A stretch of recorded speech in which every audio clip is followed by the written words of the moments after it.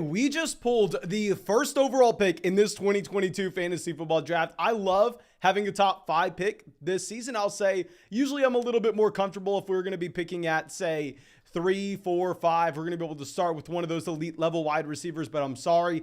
There's too much upside. There's too high of a ceiling with Jonathan Taylor with no injury history to speak of for us to decide to take anybody else at pick 1. So we will be going Jonathan Taylor in this draft. But let me first give a massive thank you for everybody coming out, spending their Friday night with us. I appreciate y'all. I'm going to be live streaming these real money fantasy football drafts every single night until the season kicks off. Promise you, I'm not going to miss a single night getting these drafts out for you. And if you want to participate in these drafts, make sure you subscribe to the channel. Make sure you hit the bell next to the subscribe button so you know when we go live. Let's take Jonathan Taylor. I don't want to waste your time. I understand Christian McCaffrey probably has a higher ceiling in general if we just look at what we saw in 2019. However, we obviously know how the past 2 years went from Christian McCaffrey, a running back drafted in 2017.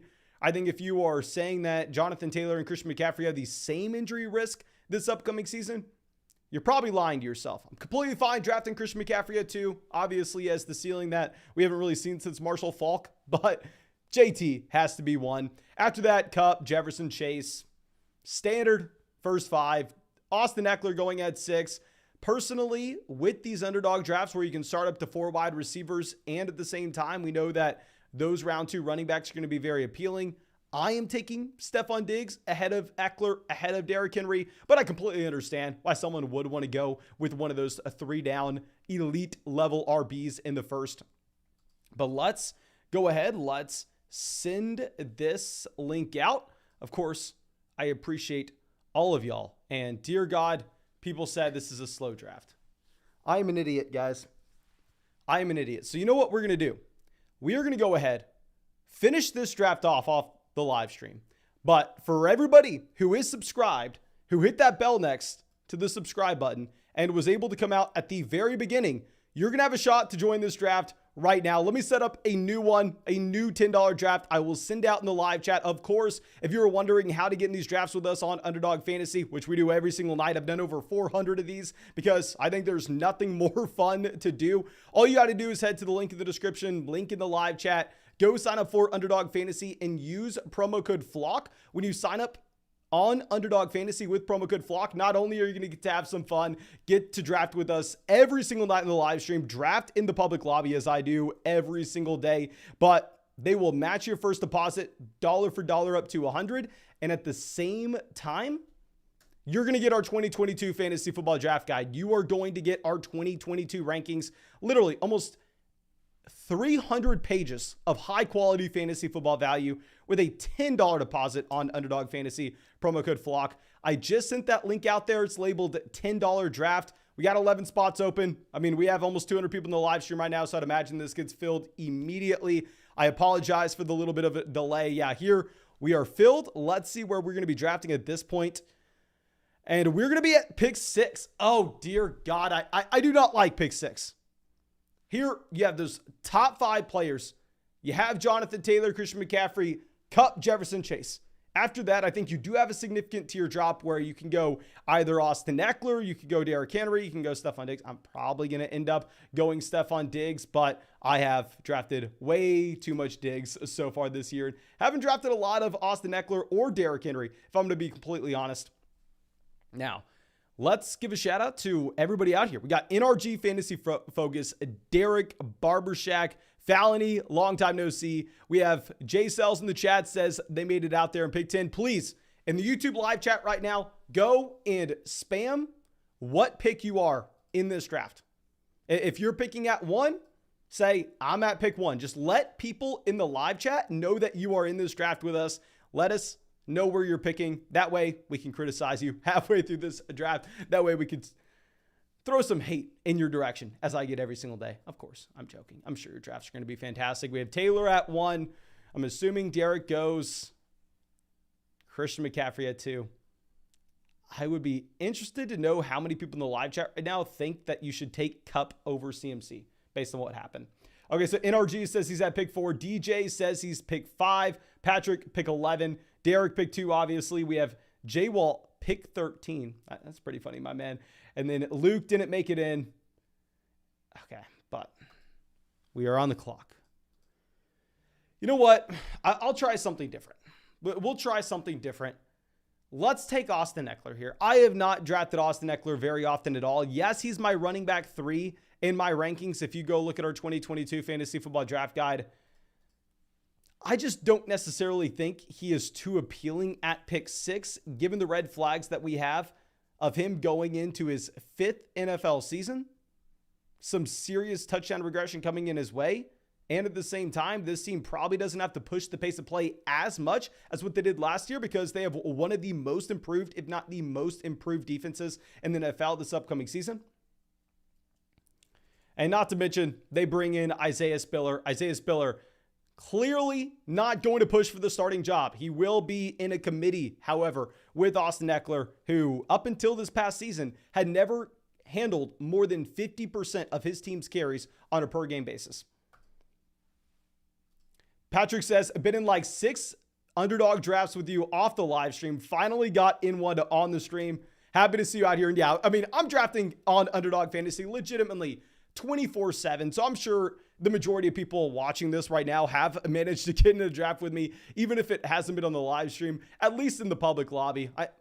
Guys, this is all I do. There's a reason I've really loved this partnership with Underdog Fantasy, and it's because it truly is the best place to draft your fantasy football teams. And I truly have done over 400 drafts already this offseason. Probably going to get 600, 700 by the time the season comes around.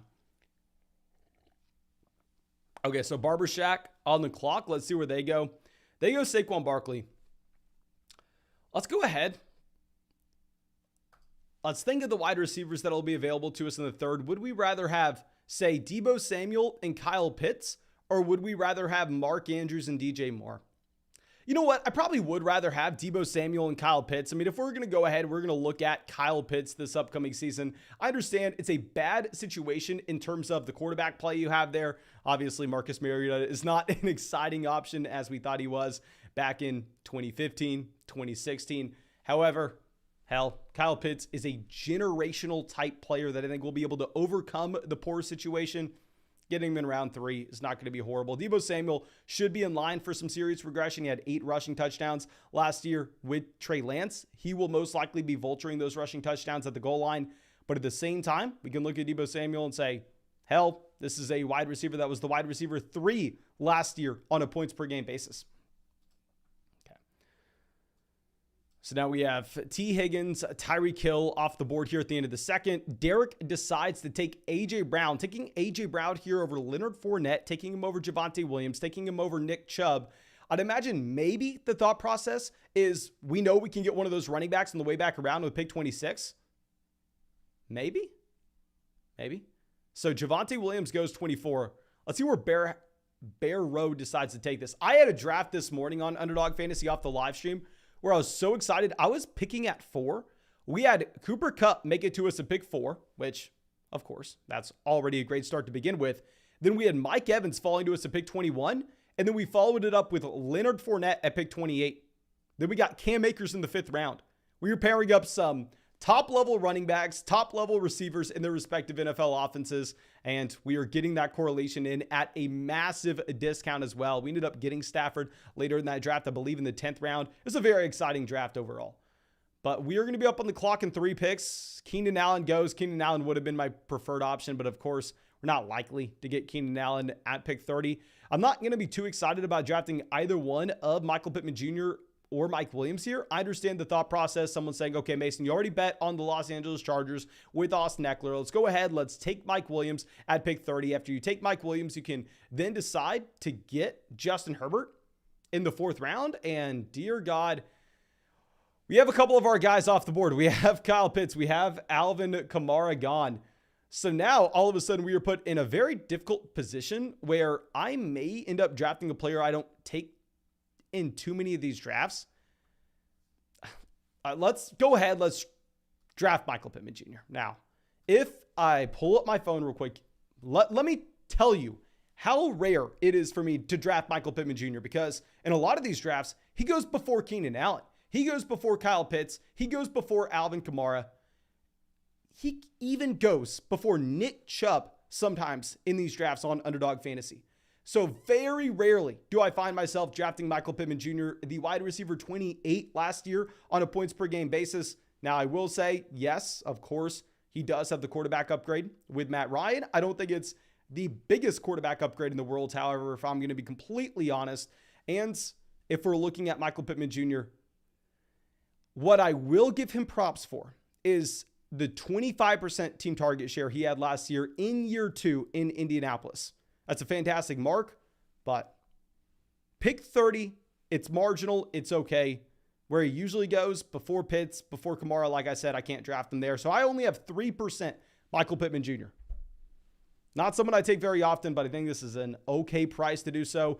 DJ Moore is someone that I have ranked neck and neck with him. I think I would probably give DJ Moore the slight nod if we're talking a full PPR format. Half PPR there, I think you possibly just have to go with the touchdown upside that Michael Pittman Jr. has.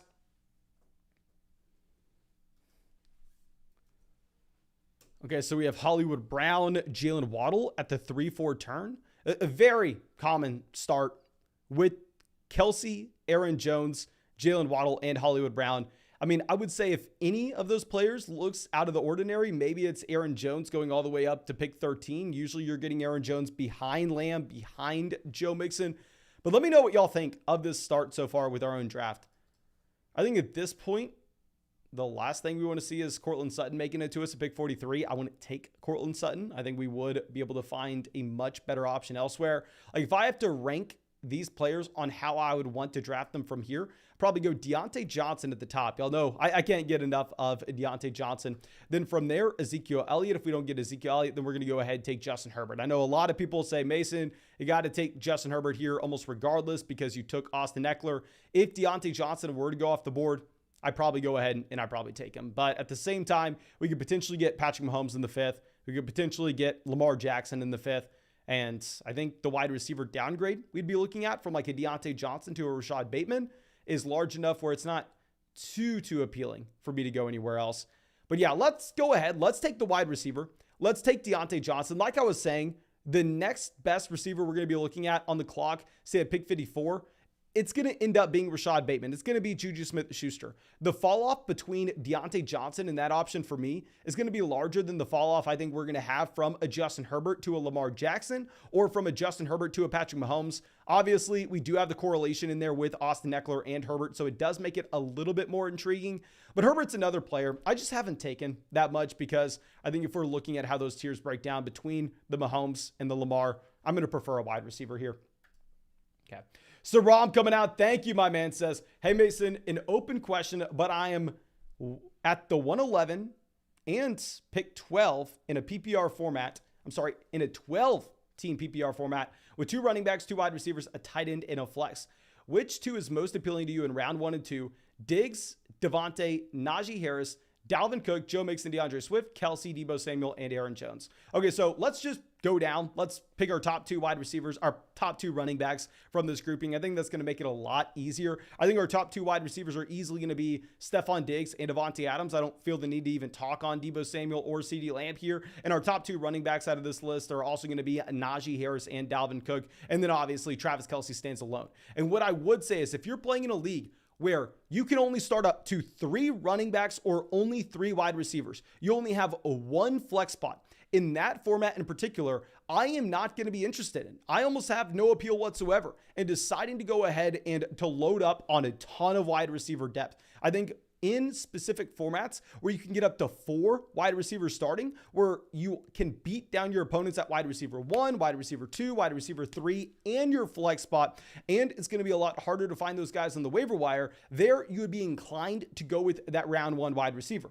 Now, still, I think in a vacuum, Stephon Diggs is the best available player here. But because you can only start up to 3 wide receivers, I would actually probably prefer coming away with, say, a Najee Harris and a Travis Kelce, or a Dalvin Cook and a Travis Kelce. I do want that elite level tight end in this format. If Kelsey's not available, however, I would go ahead and I would go back-to-back running back with a Najee Harris and a Dalvin Cook. Okay. So Tyler says, wow, some dude just took Justin Herbert over Patrick Mahomes. Guys, you can't roast anybody for taking Justin Herbert over Patrick Mahomes. That happens in every single fantasy football draft. You're not going to be in a fantasy football draft this year, at least not on Underdog Fantasy, where you see Patrick Mahomes go before Justin Herbert. Mahomes has an ADP of about 8 picks behind Herbert. So this is why we decided to pass on Herbert in the last round, because going back to what we were discussing, I think the fall off from Deontay Johnson and the other wide receivers in this range is going to be a larger fall off that we are going to have from Herbert to Patrick Mahomes. So let's go ahead. Let's take Patrick Mahomes. He is my most drafted player. I say this every time we take him. I've pretty much said this statement every single live stream over the past, week? Now that Mahomes has been a 5th round pick. But I feel like the fish drafting Patrick Mahomes in every single one of these drafts. Because the first person that's new to your league in fantasy football, what do? They come out and they go, let's draft the best player in the league. Let's take Tom Brady with my first round pick. They treat it like it's a real league. They treat it like it's just the NFL and they're a general manager, and they don't really understand opportunity cost, and they don't understand the positional scarcity that you would find at running back and receiver compared to how you can work the waiver wire, or in best ball, how you can work a 3 quarterback approach. However, at the end of the day, it's 5th round Patrick Mahomes, ladies and gentlemen. It is 5th round Patrick Mahomes. We're taking Patrick Mahomes in the same round that you have Gabriel Davis, Chris Godwin, Darnell Mooney, Rashad Bateman going. I think there's a ton of upside there. Saram, of course, thank you for being a longtime member of the flock. I appreciate you, my man. And Gardner Minshew says, what rookie wide receiver do you think will have a breakout season? If I had to pick one, it would be Drake London. If I couldn't go with Drake London, I would go Treylon Burks. With Treylon Burks, I did not like his cost right after the NFL draft, because I think a lot of these rookies had unnecessary hype to begin with, because, of course, the entire fantasy football community was just talking rookie around the NFL draft. That's what you do. So I think a lot of those rookies were being overvalued back in May. However, with Treylon Burks falling 2.5 rounds in ADP, I think he has the upside to be the rookie breakout this year. Not a Jamar Chase, possibly a Jalen Waddle, just possibly. Probably not, but it could happen. And you're also getting a fine price on him as well. Okay, so now we have Barbershaq taking Gabriel Davis here. Like I said, Gabriel Davis is a wide receiver that I am simply never drafting in fantasy this year. But if you're ever going to take Gabriel Davis, this is the perfect spot to do it. I cannot say anything bad about someone taking Gabriel Davis 10 picks behind his ADP on a team where they took Josh Allen and Stephon Diggs to go ahead and get that double stack. Now, personally, I think in a vacuum, I'm not going to be excited about drafting Gabriel Davis over elite level quarterbacks like Jalen Hurts, Kyler Murray, or even over someone like Chris Godwin. But from a roster construction standpoint, it's the perfect spot to take him. Like, you can't make fun of anybody for doing that. Okay, so let's scroll this down. We have Michael Thomas, pick 65. I thought I had a bold call taking Michael Thomas at pick 71 in our $1,000 draft. We can maybe talk about that at the very end of this video. But here, 65. It making me feel a lot better about my Michael Thomas selection in that $1,000 draft. Okay, so let's see where we end up going after Barbershaq. This is the team that decided to take Josh Allen with the double stack of Stephon Diggs as well as Gabriel Davis. Now here, I think based on a couple different factors, based on the fact that this is a 12-team private draft with no fantasy football playoffs at the very end of the season, it's cumulative scoring. You don't have the emphasis to get points in weeks 15, 16, and 17. Points in weeks 1, 2, and 3 matter just as much. I'm going to be devaluing J.K. Dobbins in this format because I'm not expecting Dobbins to miss an extended period of time. But we can say there's a non-0% chance that J.K. Dobbins were to miss the first 2 to 3 weeks of the year. And in this format in particular, I think that's enough to give the edge slightly over to Elijah Mitchell. Now, if you play in a format that has the fantasy football playoffs, you're going to take J.K. Dobbins here. I mean, fantastic value on J.K. Dobbins at pick 68, but we also have Deebo Samuel. Let's go ahead and take Elijah Mitchell. H.M. Bartley coming out says, doing a lot of best ball this year after winning several redraft leagues. This is my second year following you. Thanks for what you do. No, thank you so much, my man, for supporting the channel. I appreciate you. I hope that you're enjoying your drafts. I hope that you're having a ton of fun. Hopefully we get to be in a draft with you. Maybe tonight. Let's see. How about we've done this every single draft over the past week. So I'm not asking for a lot. Just continuous support on the channel for us to continuously live stream every single night of my life. 250 likes on the stream, and we'll fire up another draft after this one. We've gotten that every single stream through the first draft. 250 likes in the live stream. We will go ahead and we'll fire up another one. Now, Russell Wilson goes pick 73. Honestly, probably a pretty good thing for us to see quarterbacks going off the board when we decided to take Patrick Mahomes at pick 54. Alex says, just started on Underdog, but since I used your code, do I get anything cool?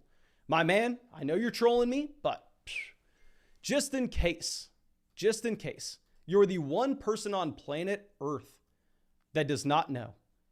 If you go and sign up for Underdog Fantasy and you use promo code FLOCK to have some fun and to get in these drafts, when you use promo code FLOCK, you will get our 2022 Fantasy Football Draft Guide. You will get a 100% deposit match. And let me actually talk about this in all seriousness for a second. I still had people emailing me today. I probably had 5 emails today of people saying, oh, Mason, I used promo code FLOCK on Underdog Fantasy. I didn't get the draft guide. What is up with that? Guys, I promise you, you're going to get the draft guide. Wait 1 to 2 hours and check your email. If you don't see it, check your spam. The deposit match will happen immediately when you deposit with promo code FLOCK. The draft guide may take some time, however.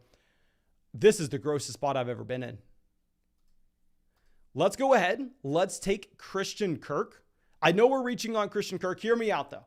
Russell Gage, can't draft Russell Gage at this point, considering the fact that you have Julio Jones there. Looking at DeAndre Hopkins would be a perfect pick if this was a league where we needed to prioritize production in weeks 15, 16, and 17. Obviously, Hopkins has the elite level wide receiver ceiling for those weeks in particular. So if we're looking at cumulative scoring, I think we like Kirk here with a report that Kenneth Gainwell is getting some reps at running back 1. Now, of course, it doesn't mean a ton, but I think it's enough to split some hairs and to maybe deviate from Miles Sanders in this draft. And also going back to what we saw earlier in this draft room. Let's look at a team that started with 5 wide receivers through the first 6 rounds, punting running back. We're looking at a lot of teams in this draft. Barber Shack only has 1 running back through the first 6 rounds. This team at the pick 3 only has 1 running back. Derek only has 2. So I think that overall, running backs may end up getting devalued in this draft room. And if we're having to break a tie between a running back that all of a sudden looks like he's probably trending in the wrong direction based on training camp usage versus a wide receiver that's potentially going to be the wide receiver 1 in his NFL offense for the entire season. Let's go ahead. Let's take Christian Kirk. I'm not excited about it, to say the least. I thought there was an outside chance that we did have Clyde Edwards-Helaire making it to us in the 8th round, which he usually does. But I'm drafting with y'all. I'm drafting with people a part of the Flock live stream. So Clyde Edwards-Helaire isn't going to be making it back to us at pick 91, which of course does suck. Let's pull this back around. It looks like Miles Sanders is in a free fall right now. Miles Sanders sees second team work. Let's read this little report here for everyone. Okay. Looks healthy and explosive at practice. He's going to be the team's lead back this season.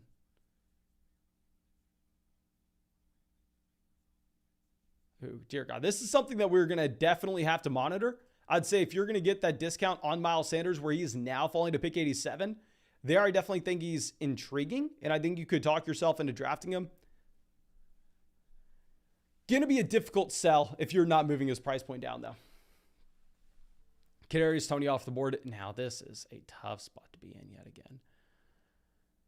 Okay, let's walk through this. Running backs that'll be available on the way back around. Ramondre Stevenson, James Cook, Kenneth Walker.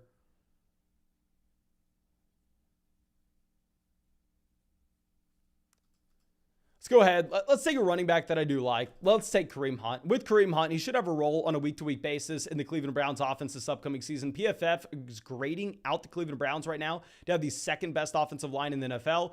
Last year, you had Kareem Hunt going as an early 6th round pick. Yes, Dearness Johnson flashed when he had opportunity. However, I don't necessarily expect that to change the role of Kareem Hunt on a week-to-week basis this upcoming season, as Dearness Johnson is more of that pure running back between the tackles, while Kareem Hunt is going to be the running back used in the receiving game. So if we're getting Kareem Hunt with the same usage and potentially a better offense if Watson doesn't serve an entire season suspension. I haven't drafted a ton of Kareem Hunt. Let me look at exactly how many drafts I have him in, but I want more of him. I definitely want more of him. Yeah, we have 11% Kareem Hunt, so I guess we have double-digit ownership, but still. I think at this price point, the pure upside that he were to have, if something were to occur to Nick Chubb, is enough for me to decide to draft him at 91. So Rob coming out says, one more question based on the previous one. Assuming the only available players are Diggs, Devontae, Mixon, Swift, Kelsey, Aaron Jones, still the same approach. Here, I think we would definitely go with Kelsey. In between Joe Mixon and Stephon Diggs, it's going to be a little bit more marginal because I do perceive Stephon Diggs to be in a completely different tier than Joe Mixon. And if we are adjusting for the format, like I said, I do think we should be devaluing wide receivers slightly. But still, we are going to be wanting to go with Travis Kelsey. And then from there, I think it's going to be up to you in determining exactly who you want between Stephon Diggs and Joe Mixon. I think that's going to be your personal preference. Now we get sniped. That 100% sucks. We were hoping that we were going to get Sky Moore on the way back around. That's one of the reasons we decided to go ahead and we decided to take a running back. Now, of course, this is a player that should be falling. And this is a player that I have drafted almost none of. But Russell Gage at this price point in this format in particular is going to be appealing. If you are playing in a league where you have the fantasy football playoffs, not taking Russell Gage here, because with Russell Gage, we could be living in a world that by the time we get to week 6, he's the wide receiver 4 in Tampa. He's playing behind Mike Evans, playing behind Chris Godwin, playing behind Julio Jones. But at the same time, with this being cumulative scoring, if Chris Godwin were to miss the first 2 to 3 weeks, Russell Gage should still have a large role, particularly in the slot for one of the most pass-happy teams in the NFL, a team that's also going to push the pace of play, a team that's also going to be efficient because they have the best quarterback of all time. So here, this is where I think we jump on the grenade. This is where I think we take Russell Gage. I would not decide to do this if we were playing in a league that had the fantasy football playoffs, as I said, but this is going to be cumulative scoring. Okay, Hezo coming out and says, 10-team PPR keeper league. I have the 3rd pick. Should I go Kupp, Jefferson, or Chase? Oh, I'm sorry. You have Kupp, Jefferson, and Chase as keepers. What? How? I know it's a 10-team league.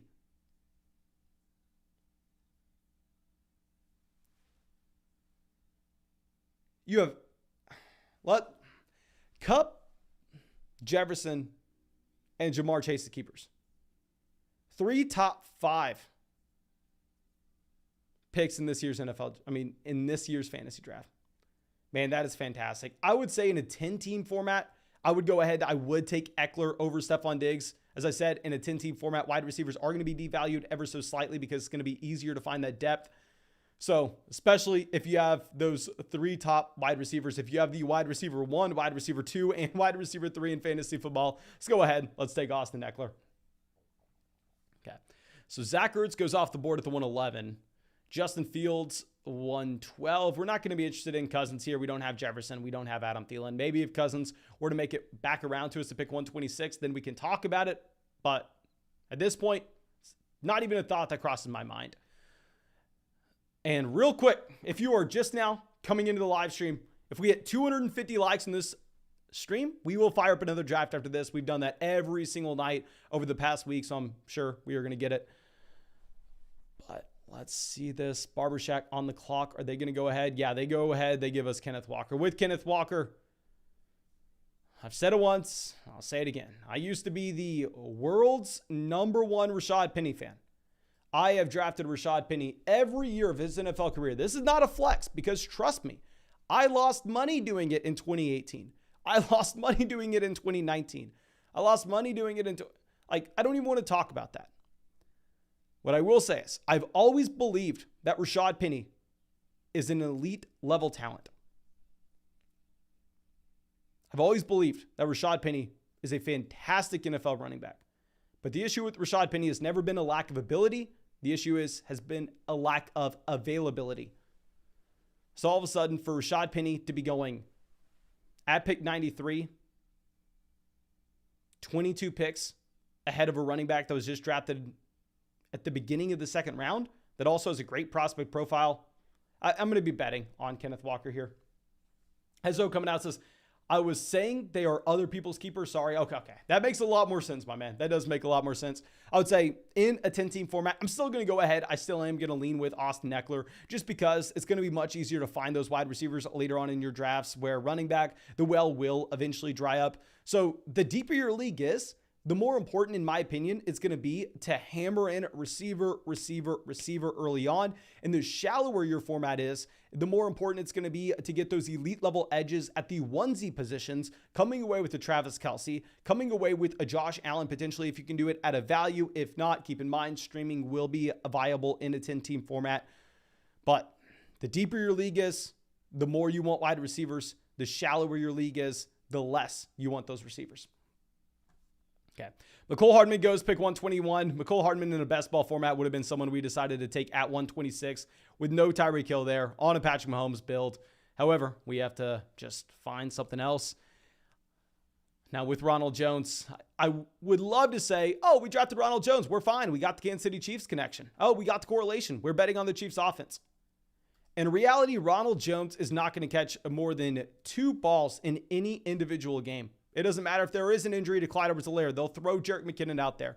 So I like Ronald Jones at a value, just given the touchdown upside in the red zone role he could potentially have in Kansas City.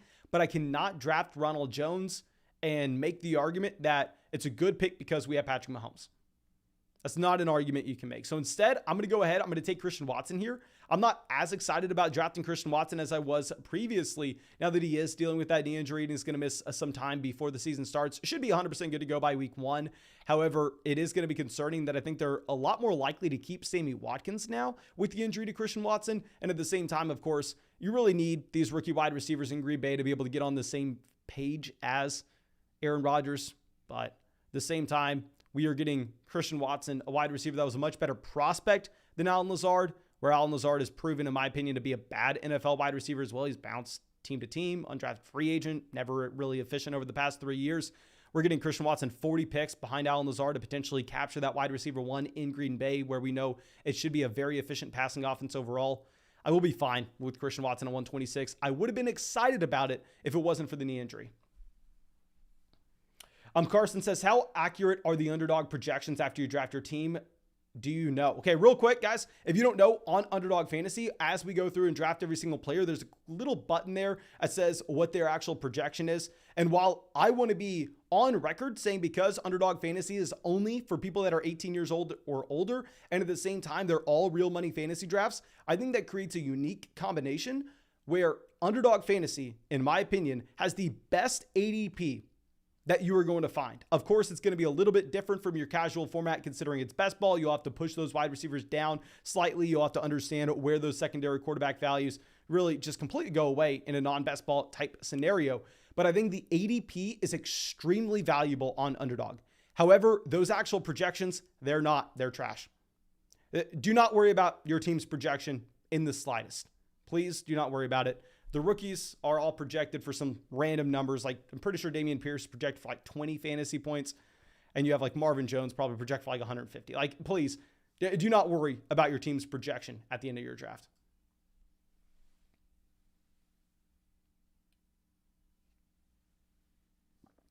Okay, so Dotson goes 135.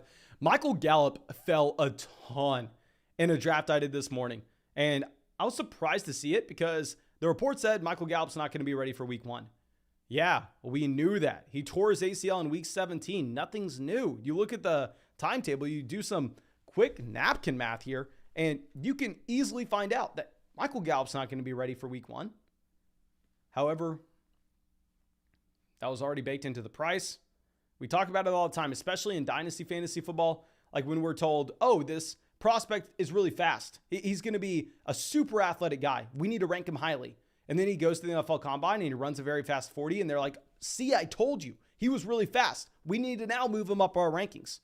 No, you had already priced it in. You had already said, push him down fantasy drafts because he's going to miss week 1.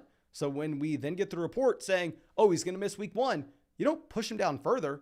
You go, okay, yeah, that's why we were drafting him in the 12th round in the first place. But here, let's go ahead. We're probably going to end up taking Nyheim Hines. I like Nyheim Hines a lot more in a best ball format, to be completely honest, than I'm going to in just a regular fantasy football league. Because with Nyheim Hines, is going to be a running back that you can never project going into the week for a very large workload. Like, even if Jonathan Taylor were to go down with an injury, it's not like we can all of a sudden look at Nyheim Hines and go, okay, fire him up. He's Alexander Madison. He's going to get 20 plus carries this week. He's going to get 6 plus targets. He's a bell cow level RB. No, his role is not going to change at all. So you never know when Nyheim Hines is actually going to be productive, but we know based on his receiving skill set, based on the amount of routes that he should run, that you are going to get some random spike weeks from Nyheim Hines, possibly with 6 targets, say 5 receptions, 56 receiving yards, and a receiving touchdown. And in a best ball format, in this roster construction in particular, I do think that's going to be valuable for us to just capture that running back role and capture those random points when they come, especially if we look at the wide receiver core that we've already built.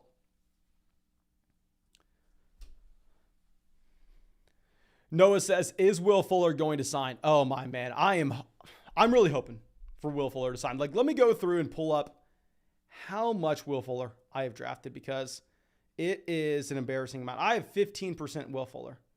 I have 15% Will Fuller. I haven't drafted Julio Jones as much since he signed, because obviously he's much higher price point. But at the time that Julio signed, I had about 8 or 9% Julio Jones and 15% Fuller. Oh, dear God. I wish I could change that. I wish I could go back in a time machine, change that back around, but I would be so surprised if Will Fuller didn't sign. Will Fuller was a wide receiver that I believe made $8.5 million last year. A team was willing to pay him $8.5 million for that 1-year deal. I'd be surprised if he's not going to interest the team with his speed for $1 million this upcoming season, or just a very small deal in general. Henry says, I have 40% Will Fuller. Tyler says, over under Will Fuller playing 5 games. My man, if you get Will Fuller at the very end of your fantasy football draft, he plays 5 games, you may get there just based off those 5 games. You legitimately could get there just based off those 5. And now, I'm not a massive fan of drafting Tua Tagovailoa if we don't have a Jalen Waddle, if we don't have a Tyreek Hill, but hell, according to Tyreek Hill, guys, I've been diving into the weeds. I've been doing some deep analytical profiles of these guys, and I came across something. Tyreek Hill let us know that Tua Tagovailoa is the most accurate quarterback in the NFL. I don't know if you knew that. I didn't know it until I came across this hard-hitting analysis. But I want to pass it on to you. Believe it or not, Tyreek Hill has told us, he has informed us. He's met Tua Tagovailoa. He's caught a ball from Tua Tagovailoa in real life. Who has more credentials? Myself, a clown behind a camera, live streaming on YouTube? Or Tyreek Hill, the guy who's caught a pass from Tua Tagovailoa? He has told us that Tua is the most accurate quarterback in the NFL. He has said that he would rather have Tua Tagovailoa than Patrick Mahomes. So I probably made the mistake to draft Patrick Mahomes in round 5 and to take Tua Tagovailoa in round 13. I probably should have switched that back and forth. I probably should have taken Tua Tagovailoa in round 5 and then let Patrick Mahomes, the wildly inaccurate quarterback, according to Tyreek Hill, fall to us in the 13th round. But it is what it is. Mistakes happen. We'll take Tua Tagovailoa here and hope that Tyreek does forgive us.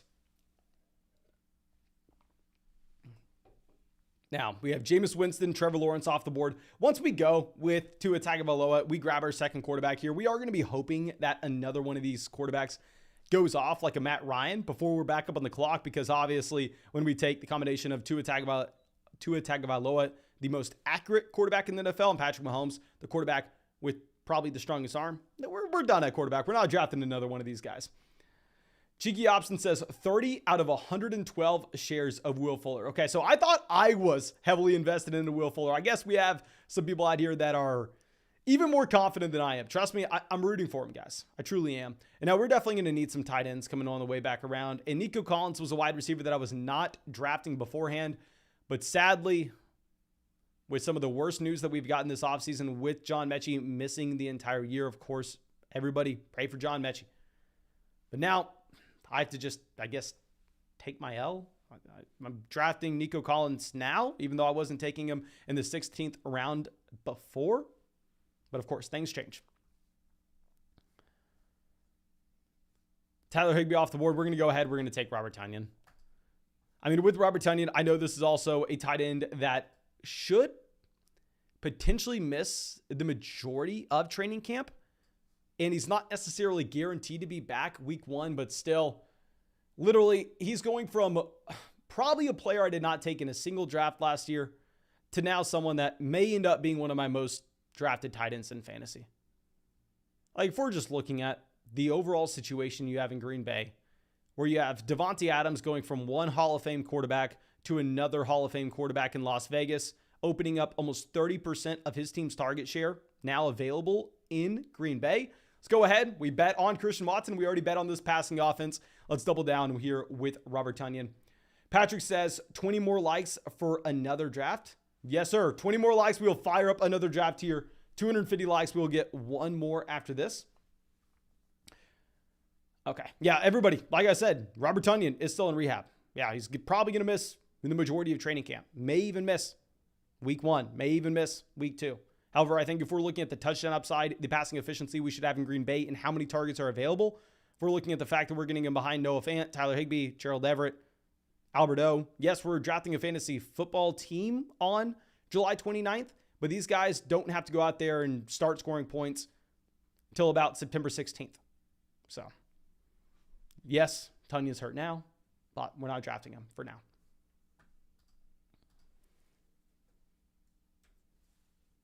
Okay, so Corey Davis, 169. Mac Jones, 170. Okay, so it looks like people are taking my comments serious about Derek Carr being a Hall of Fame quarterback. Guys, did y'all not see the clip of Davante Adams calling Derek Carr Hall of Fame quarterback? Davante Adams is like, oh yeah, you know it's tough when you're leaving one Hall of Fame quarterback, indicating Aaron Rodgers, going to another Hall of Fame quarterback. And then later that day, reporters asked Aaron Rodgers how he was going to do without Davante Adams. And he was like, oh, you know it's tough when you're missing out on one Hall of Fame wide receiver to go to another Hall of Fame wide receiver, indicating Allen Lazard, which I thought was pretty damn funny. Okay, so PMOFL on the clock. They go Isaiah McKenzie. Interesting. What's the report that we have with Alec Pierce? Begins with second unit. Obviously, there have been some great reports coming out of Pittsburgh about George Pickens. Pickens making some highlight plays. We're probably going to go ahead and take Alec Pierce here. We don't have any investment in this Pittsburgh Steelers offense. We kind of have bet with the Indianapolis Colts by taking Nyheim Hines and the passing down role that he will have in Indianapolis.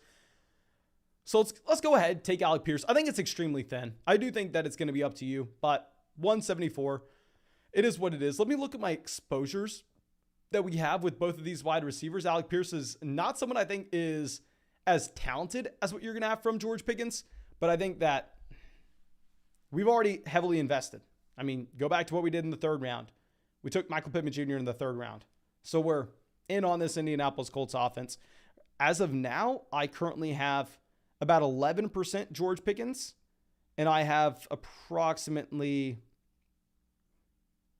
8% Alec Pierce. So I'm definitely drafting George Pickens over Alec Pierce more often, but I think on this construction, it makes sense to go Pierce.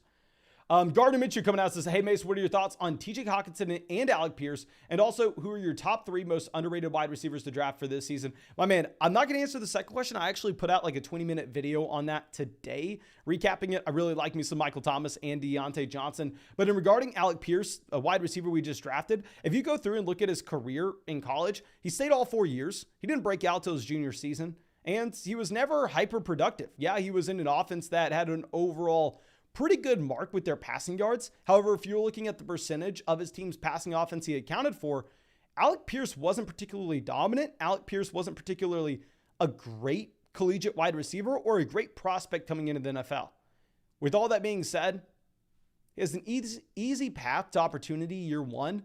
I don't necessarily think that Michael Pittman Jr. is in the same tier as a T. Higgins. I know a lot of people think that he is this alpha dominant level wide receiver.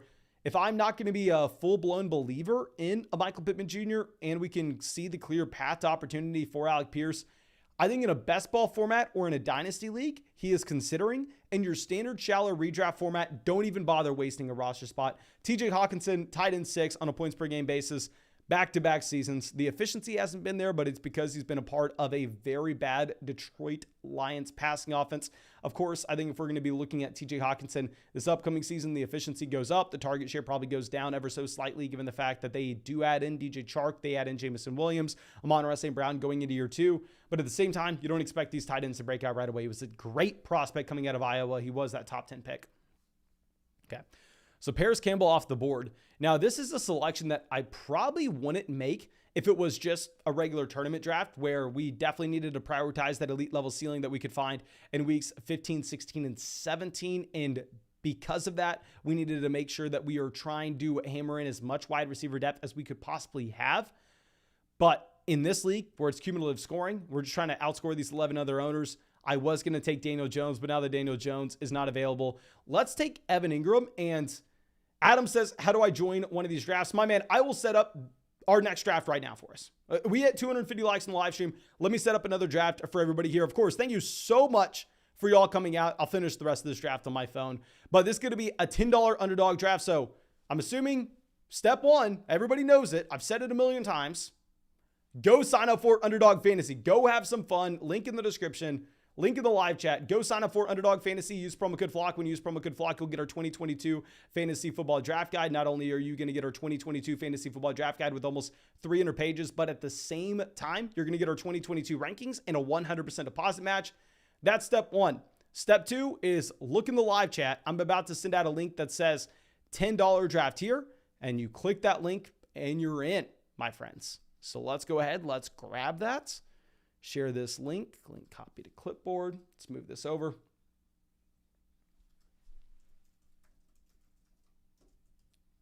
Okay, sent that out. Robert says, Breece Hall, what is the minimum you would take for him in a dynasty format? Breece Hall, since we had the NFL Combine, I mean, that day I came out and I said Breece Hall is a top 5 running back in dynasty based on his measurables, based on where he fit in our running back prospect model. I think if you're looking to sell Breece Hall at the minimum in a 12-team Superflex format that is dynasty, you're going to be asking for a 2023 first-round pick. And not only that 2023 first-round pick, but you're going to need some juice on top of it. He's not worth 2 firsts, but say if you could get a 2023 first and then a smaller piece like Clyde Edwards-Helaire, I think that would be very interesting. Okay, so NRG back in this draft with us at 4. Derek back in, Steve the Weave out here, Mr. Right Now out here. We have a lot of people. Bear Rhodes out in another draft with us. I'm in my favorite spot. We're at 5. This is going to be a much better draft than what we had to do at 6. I'm assuming we're going to get a Jamar Chase, Mark Andrews start going. That's my guess. If we get an Aaron Jones falling to us, I'd be very excited about that as well. But, I love pick 5 here. Pick 5 just gives you so much upside in that you're getting one of those top 5 prospects. I'm sorry, not prospects. Top 5 players in this year's draft. And at the same time, you are not going to have to wait forever to be back up on the clock. You should be in a decent spot.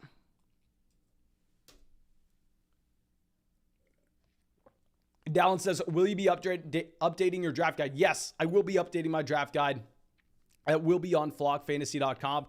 Probably going to update it every 2 weeks or so. I don't want to overreact to any individual news and then just update.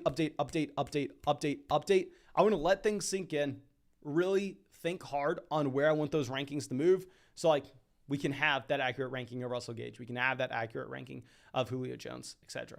But Cooper Kupp goes at 3. Let's see where NRG Fantasy Focus goes. Excited to see the selection. I'm assuming he takes Jefferson. He goes Derrick Henry, my man. So we're going to go ahead. We're going to get Justin Jefferson at pick 5. I had Justin Jefferson in a draft fall to us at 5 this morning, which I'm going to be very excited about. I'm already excited about getting Chase, but I do think Justin Jefferson, in my opinion, is going to be the clear choice between those two. Jacob says, what is the benefit of getting the draft guide? What is it? My man. It's 300 pages of the most useful fantasy football information that you're going to find.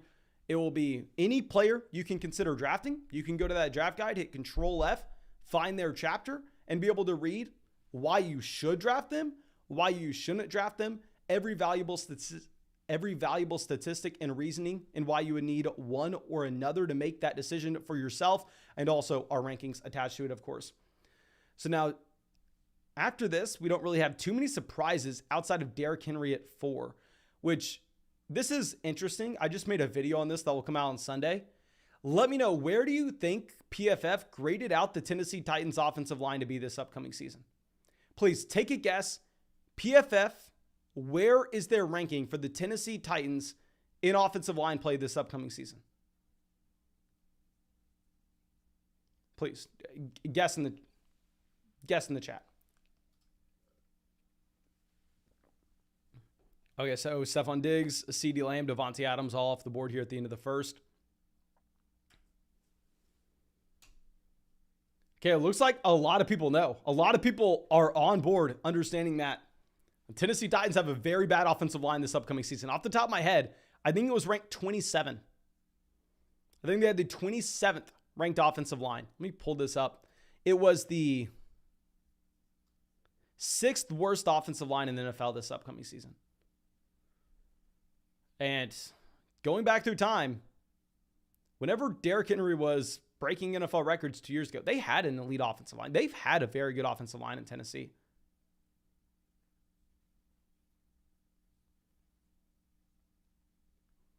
So I think we need to be a little concerned with a couple red flags on the Derrick Henry profile this year. The offensive line, the fact that he is 28 years old. If you go ahead and try to find another running back that's 28 going as high as Derrick Henry, it's impossible. Literally, like, try to find a running back going inside the top 5 rounds that's 28. HM coming out and says, is there another way to get your analysis? I already had an Underdog account and it not cleared from the website. How can you still get? Okay, so how can you still get our draft guide? So like I said, you can get our draft guide with Underdog Fantasy with that first time deposit. If not, you can get that draft guide by going to flockfantasy.com. Flockfantasy.com. Of course, thank you so much, my man, for the support. I will send the link out in the chat as well. But for anybody who's already had an Underdog account, it's available on flockfantasy.com. Let's take Deebo Samuel. We went through this in the last draft. I don't love Deebo Samuel here, but it's just that if we're looking at the difference between Mark Andrews and Michael Pittman versus Deebo Samuel and Kyle Pitts, I'm probably going to prefer Deebo Samuel and Kyle Pitts. But let me know. Let me know what you would want. Would you want Mark Andrews and, say, Michael Pittman Jr., Mike Williams? Like, Mike Williams is the guy that would be at pick 29 on the way back around. Our next pick's 29. Mike Williams has an ADP of 29. Would you rather have Deebo Samuel and Kyle Pitts or Mark Andrews and Mike Williams? Please let me know. Kevin says, I just had Dalvin Cook fall to me at the 202. My man, congrats. That is awesome. I'm very jealous. I am very jealous. I remember back before Derrick Henry and Najee Harris were falling to the 1-2 turn a lot, I had to start where we ended up getting, I believe, Derrick Henry at like pick 10 and then Najee Harris at pick 15. Probably one of my most exciting drafts, but I was losing my mind when that happened. And that's going to happen pretty much only on Underdog Fantasy because people are going to be so wide receiver hungry. Zach says, is Adam Thielen a great value in the 8th? Yes, sir. I mean, dear God. With Thielen, I would say the touchdown rate's probably unsustainable. I think Justin Jefferson probably plays a larger role in the red zone this upcoming season. However, that price point, I'm all in on it.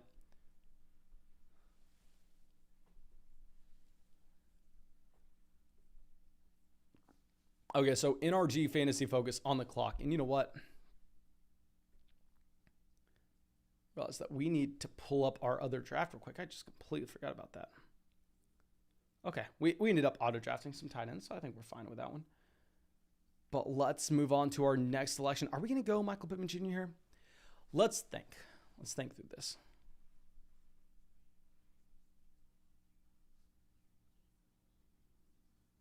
Let's take Kyle Pitts.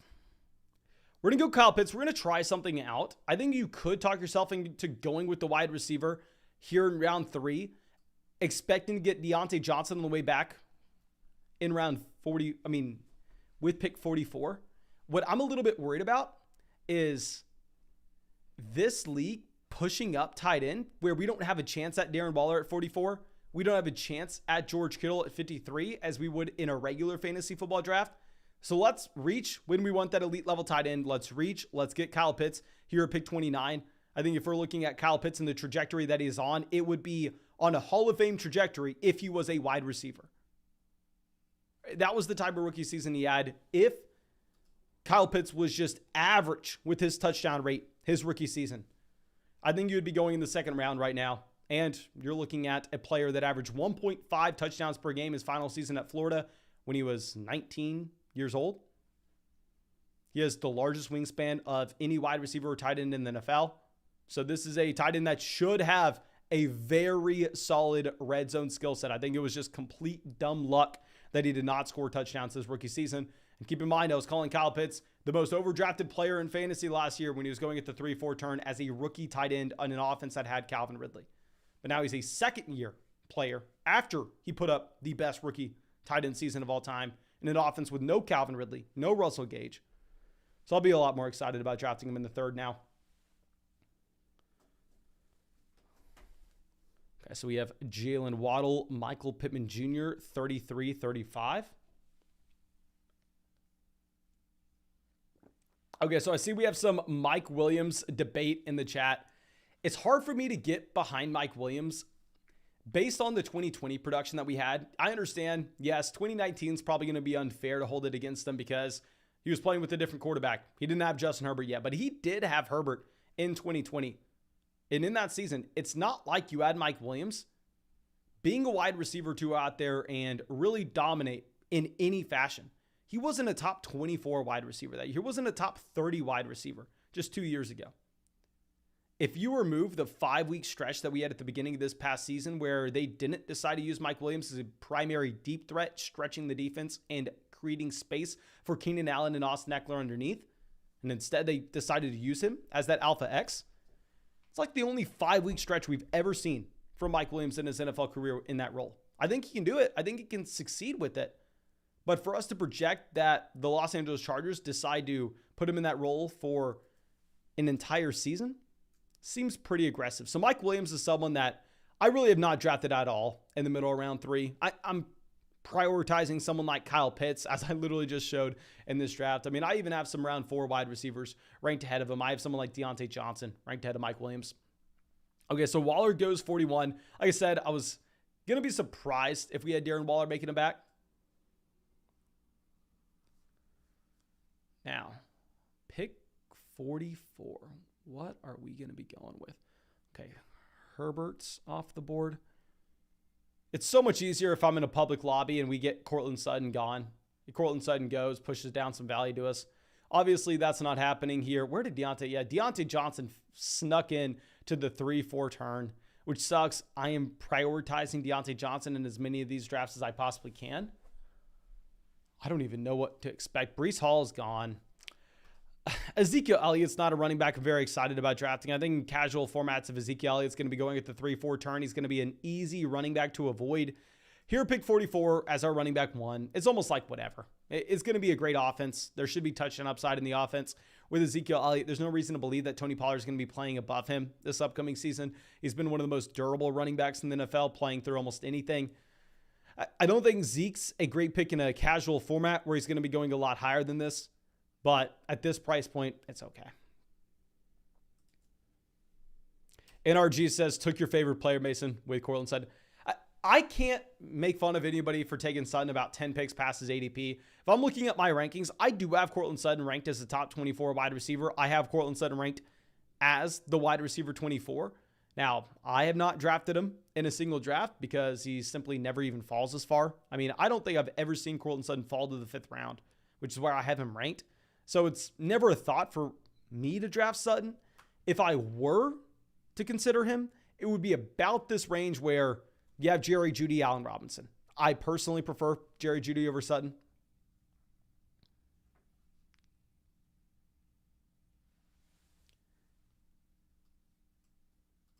Kevin says, not sure if Mason realizes it's in this draft. What are you talking about, my man? Okay, so Jerry Jeudy, 51. Let's move this down. Okay, so we have both elite level quarterbacks off the board, so it looks like we're not going to be able to go with one of those options. I'm going to take David Montgomery here. I think with Montgomery, you're almost getting a discount Najee Harris. And what I mean by that is you're looking at a running back playing behind a very bad offensive line, a running back that at the same time is going to be in a very bad offensive environment overall. We're going to see a limited amount of big play abilities, but we know that the 3-down workload is almost guaranteed, and he should have a decent target share in his offense as well. So I think Chicago is going to be a disaster. I think David Montgomery is not going to have many big play abilities. But I think David Montgomery should have a very safe workload if we look at the role that he had compared to Herbert, even after Herbert had his breakout halfway through this past season. So let's take Montgomery, pick 53. Oh, Jane says, Dalvin fell to the 202 in this draft. Dear God, I did not even notice that. I did not notice that this was a draft Dalvin Cook fell to the 202 in.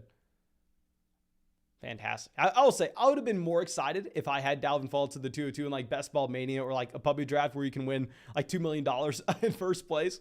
But here it is going to be completely fine. Okay, so Darnell Mooney, 54. Josh Jacobs. Jalen Hurts goes 58. Jalen Hurts is a quarterback that I know we had bad reports coming out of today, out of the Philadelphia Eagles training camp. I honestly don't even care. Like, I would say from a dynasty fantasy football perspective, I don't necessarily think Jalen Hurts is a player you can draft and assume that he's even a starting quarterback 5, 6, 7 years from now. I don't even think you're going to assume he's a starting quarterback 2 years from now. But from a redraft perspective, just for this upcoming season, with the best offensive line in the NFL, with A.J. Brown coming over, with the rushing upside he demonstrated last season, dear God, I think you have to go ahead. You have to get very excited about Jalen Hurts at the 4-5 turn. I'm sorry, at the 5-6 turn. And imagine we get Kyler Murray off the board at pick 60 or 61. I'd be very surprised if this team that decided to take Hollywood Brown at 37 decided to pass on Kyler Murray. I feel like really the only reason you decide to take Hollywood Brown here is so you have the option to go ahead and to take Kyler.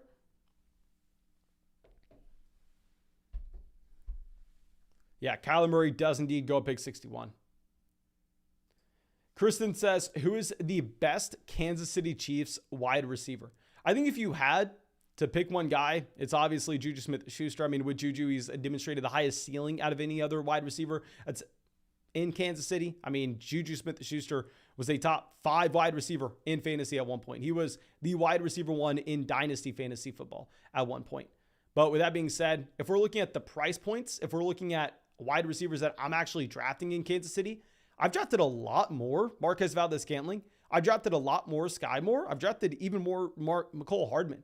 And the reason for this is it's very hard to pair up Juju Smith-Schuster and Patrick Mahomes unless you want to reach on Juju Smith-Schuster at the very beginning of the 5th round and quote-unquote reach on Patrick Mahomes at the end of the 4th. So I've been prioritizing getting Patrick Mahomes as a mid-5th round selection. And by the time you're back up on the clock in the 6th, Juju's not going to be there, where you will be able to get Marquez Valdez-Scantling and Sky Moore rounds later. Okay, so we have J.K. Dobbins, 62. Where did Jacobs go? How early did Jacobs went pick 55? Interesting. Way before his ADP. Okay. King of QC on the clock.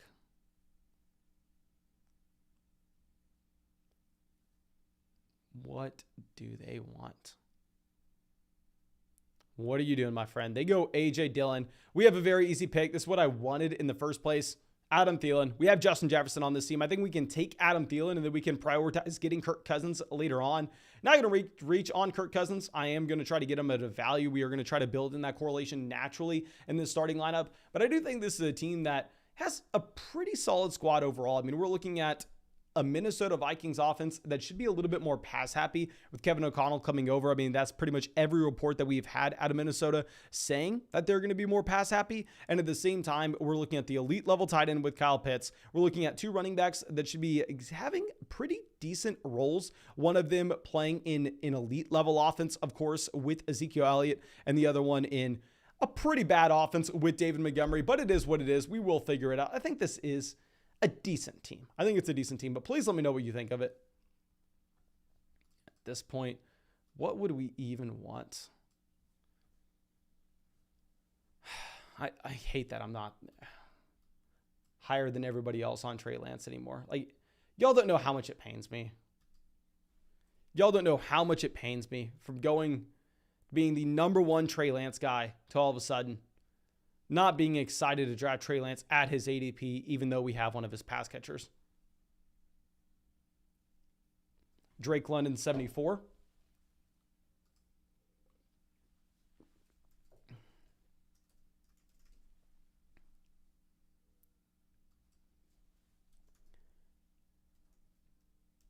Russell Wilson, I think now that we have the bad report about Miles Sanders, I'm never considering Russell Gage here anyway. Hunter Renfrow, I'm not really considering. Al Lazard, I'm not considering. Tony Pollard, I don't really care. I do want to read this report on Pollard. Expects more snaps. Yeah, that's why he's being drafted here in the 7th. We will go ahead. We'll take Trey Lance. Y'all know I love Trey Lance. I've loved Trey Lance for the longest time.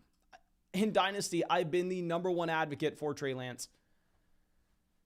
It just pains me that he's going 4 picks after Joe Burrow. I saw Trey Lance in our $1,000 draft be drafted ahead of Joe Burrow. Like, all of a sudden, I am not the highest person on planet Earth on Trey Lance. And it pains me to say it. I wish I was. I really do. Wish I was. Okay, so now we have Hunter Renfrow, pick 79.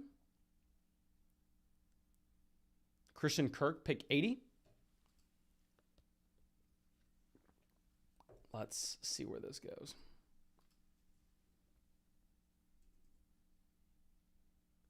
Jacob says, what is the reasoning trying to pair a quarterback and a wide receiver from the same team? I've already went through, made an entire video about it, looking at actual win rates and looking at how it affects your probabilities of getting a first and second place finishes. But long story short, we're going to dumb it down. Why you would want to draft a quarterback and a wide receiver from the same team is, let's go through a hypothetical scenario and let's understand there's one winner from this 12-team fantasy league. And you say draft Justin Jefferson in round 1, right? So we draft Justin Jefferson in round 1. And for us to end up having the one winning team out of these 12 teams here, which is like an 8.3% chance, what needs to happen? Everything pretty much needs to go right, at least in the early rounds. It's not like we're taking Jefferson here and the Minnesota Vikings suck, and then all of a sudden we win our league or we have a good shot in the first place. No. If Justin Jefferson and the Minnesota Vikings exceed expectations, then we get one step closer to being the one team in the league that is actually able to take this down and is actually able to win. So might as well go ahead and, once we take Justin Jefferson here, say, hell, if this team wins, the Minnesota Vikings are very good. The Minnesota Vikings have a good passing offense. So let's prioritize getting Kirk Cousins later on, because if that happens, if the Minnesota Vikings have a good passing offense and better than expected, and we return value on our Justin Jefferson selection, then that means Kirk Cousins himself is more likely to surpass his ADP in actual value. So that's a dumbed down version of why you want to be stacking in fantasy football, regardless of if it's dynasty, regardless of if it's best ball, regardless of if it's a casual redraft format. I know some people have said, oh, you only want to stack in best ball. No, that's trash. That's horrible advice. You want to stack regardless of your fantasy football format. Okay. So Marquez Valdez-Scantling goes pick 88. I'm not going to sit here and cry about it. It's not like we went ahead and drafted Patrick Mahomes like we usually do in the 5th round. Dallas Goedert off the board, pick 90. Y'all know who we want. We just got through talking about the importance of stacking in fantasy football. Of course, we are going to be prioritizing getting Brandon Ayuk here, pick 92. If we don't get Ayuk, I guess this is where we will draft Allen Lazard. We need another wide receiver. It's pick 92. It's 14 picks behind his ADP. He goes, thank God. I'd much prefer to have Brandon Ayuk. I'd rather have Ayuk in a vacuum, especially when we went through and we bet on this 49ers offense. So let's go through and let's just revisit the stacking conversation with the context of our selection of Brandon Ayuk here at pick 92. So if we're looking at Ayuk, say, versus the next best wide receiver according to ADP with Chris Olave, why would we take Chris Olave when this team's entire success hinges already on the San Francisco 49ers offense being good? If this team's going to be good at all, Trey Lance can't be the worst quarterback in the NFL. Trey Lance can't get hurt. If that happens, we already lost. So let's assume that it doesn't happen. Let's not try to play to get 6th place. Let's try to get 1st. And we are going to be getting the double stack here with Ayuk, Deebo Samuel, and Trey Lance. Okay. So let's go through, look at this. Chris says, wait, so if I deposit $100 on Underdog, they will give me another $100 for free. Yes, only on new accounts, however. I mean, the reason Underdog's doing it is because they know you'll do it once and they'll go, oh crap, these drafts are more fun than anything else. So if you go and deposit up to $100 on Underdog Fantasy, they won't match anything past that. For the first time, and you use promo code FLOCK when you do it, you will get that matched dollar for dollar up to $100. That will happen immediately. You can find the link in the live chat. You can find it in the description of the video. However, when you get our 2022 Fantasy Football Draft Guide and you get our 2022 Fantasy Football Rankings, because you used promo code FLOCK on Underdog Fantasy, that's going to take a little bit longer. It should be emailed to you. I was told about an hour after, based on some of my emails with other people. It may seem like 2 hours. Just check your spam after 2 hours after you sign up, and it should be there. Okay. NRG on the clock. Let's see what he does. Very interested in this. He goes Damian Harris. We're going to go ahead. We're going to take a wide receiver. Let's take Robert Woods here. I think if we're looking at the running backs that are going to be available to us on the way back around, we're going to have options like Melvin Gordon, maybe even a Cordell Patterson like we took in the last draft. And we took Kyle Pitts here. I'd be completely fine adding Cordell Patterson to this team. So let's scroll through this. Jefferson, Deebo Samuel, Adam Thielen, Brandon Ayuk, Robert Woods at wide receiver. And you know what? Yeah, I think we made the right decision. And then at running back, we have Ezekiel Elliott, David Montgomery. At quarterback, we have Trey Lance. And at tight end, we have Kyle Pitts. So Singletary, Derek Carr off the board immediately after. Singletary is not a running back that I've drafted very often. I mean, I was drafting him last year, but that was back when Devin Singletary projected to have the passing down role because he was playing alongside Zach Moss. And if there's ever going to be a running back that's worse in the receiving game than Devin Singletary, it's Zach Moss. So we knew that Singletary would have a role as a pass catcher. And I was fine drafting Singletary and Zach Moss last year, if I'm going to be completely honest, just given the offense they were playing in. However, if we're looking at James Cook's price compared to Singletary, in my opinion, while yes, James Cook goes a little bit higher in this draft than usual, usually you're getting James Cook about 15, 16 picks behind Singletary, he's going to be the guy you go with. James Cook was a great pass catching running back at Georgia. I don't think he has upside to see 20 plus touches in an NFL game because he weighs less than 200 pounds. I think from a dynasty perspective, his long-term outlook, probably not great. He's not a great prospect to be betting on overall. However, Devin Singletary is small as well. It's not like Devin Singletary is going to be out there getting 20 plus touches a game. They're both undersized running backs. So if they're both undersized running backs in the same offense, give me the running back that has more invested into him. Give me the running back that has upside to be a passing down guy. I'm going to be taking James Cook over Devin Singletary this year. JN says, Al Lazard just went at the 607 in my Best Ball Mania draft. LOL. Oh, that is... I'm not going to have any Al Lazard this year. Carlos says, Mason, do you play DFS? I do play some DFS. It gets difficult with me doing my live streams like for 4 hours straight every Sunday morning. So I've had to scale it back a little bit.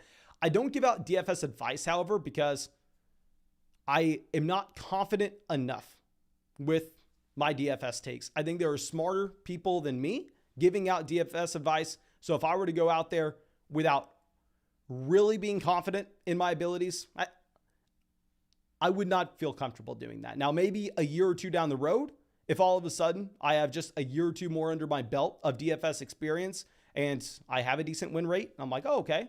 Yeah, I can go through and I can translate this into videos. I can start talking about it. Then maybe. But at this time, sadly, I don't think I'm good enough at DFS to really talk about it in depth. And like I said, it's really hard as well because obviously you have random players changing the entire slate 2 hours before lock. If we have, say, a random player popping up on a COVID list, and when I'm live streaming for 4 hours every Sunday morning, it's very difficult for me.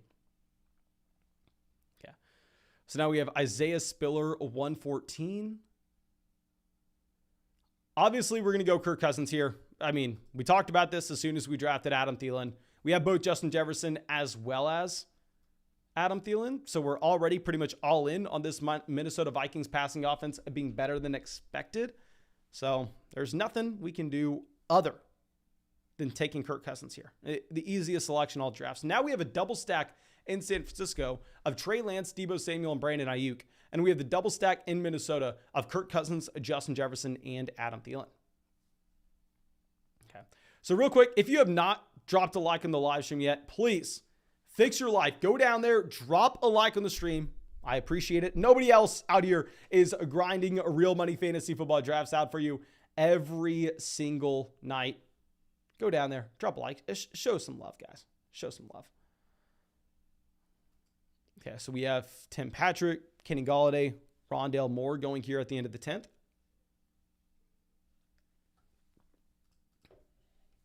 Let's move this down. Maybe Christian Watson is this is another Watson draft. I've just taken so much Christian Watson. It's not even funny. I think I'm pushing 12, 13% Christian Watson now. I know the ownership percentage seems low, but it's just that I've been drafting so much Christian Watson over like the past 2 weeks. Where like personally, with my psyche, it feels like I've been drafting a ton of him. Yeah, I only have 10% Christian Watson, but it feels like a lot more because I've been drafting him primarily over the past week. And I also did draft him in the $500 draft as well. So my actual entry fees skewed a little bit heavier than just 10% on Watson. Let's see what happens here. What running backs will be available to us on the way back around? Watson off the board. Let's go Alexander Mattison. I don't think taking another Minnesota Vikings player when we've already gone all in on this passing offense is a great idea. I'm not taking him for the correlation. I'm not taking him because we have Jefferson, Thielen, and Kirk Cousins. I'm just taking him because I think we need a running back. I think it's a fine value for Alexander Mattison. Even if Dalvin Cook only misses 3 games this upcoming season and we get 3 games from running back 1, Alexander Mattison, someone you can confidently project to be a top 5 running back anytime that you have Dalvin Cook missing time, I think it's a pretty damn good bet. So let's take Alexander Mattison at 125.